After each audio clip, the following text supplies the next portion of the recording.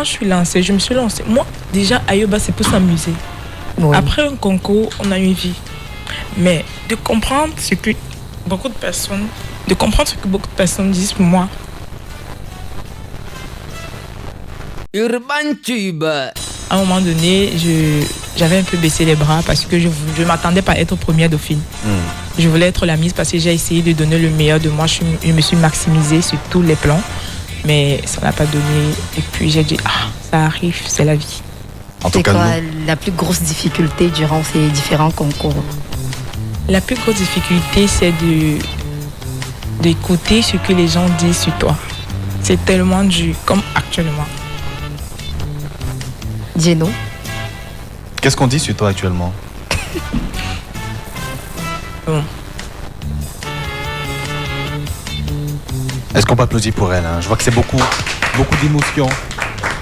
Vous écoutez, mesdames, messieurs, l'émission Urban Tube. Nous avons l'occasion de recevoir une invitée de marque et de prestige. Elle s'appelle Clairette Taillou.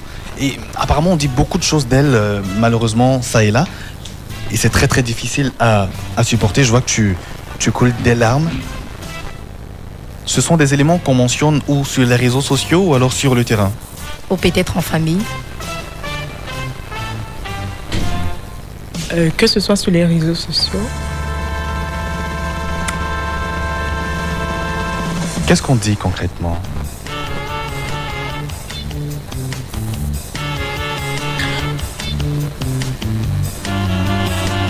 Hervé, on voit que c'est pas vraiment facile de faire face à ce genre de choses.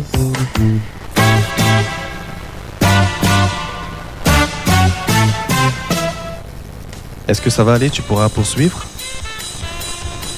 Je me rassure que tu pourras poursuivre?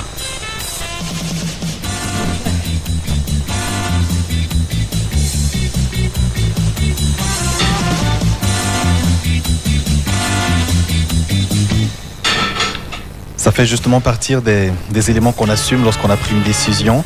Et je te sais très confiante, avec ce magnifique sourire. C'est bon? Vas-y, explique-nous s'il te plaît. Déjà, quand je me lançais à Ayoba, je savais pas que beaucoup de personnes allaient mettre, comme on dit souvent, mettre les organes sur cette compétition.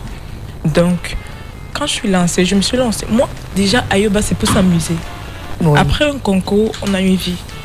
Mais de comprendre ce que beaucoup de personnes disent pour moi. Que disent ces personnes concrètement, Miss?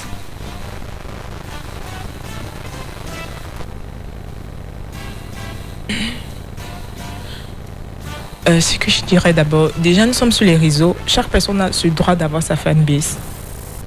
D'autres candidates n'arrivent pas à digérer le fait que je pourrais dire que je suis beaucoup de personnes même. D'autres candidats n'arrivent pas à supporter ça et je ne sais pas pourquoi toutes les candidates s'acharnent sur moi, pourtant nous sommes 20 en finale. Et de rester, de voir qu'à quelques jours de la finale, à quelques mois de la finale, je ne fais que recevoir des messages. Messages d'autres candidates ou alors des fans de d'autres candidates?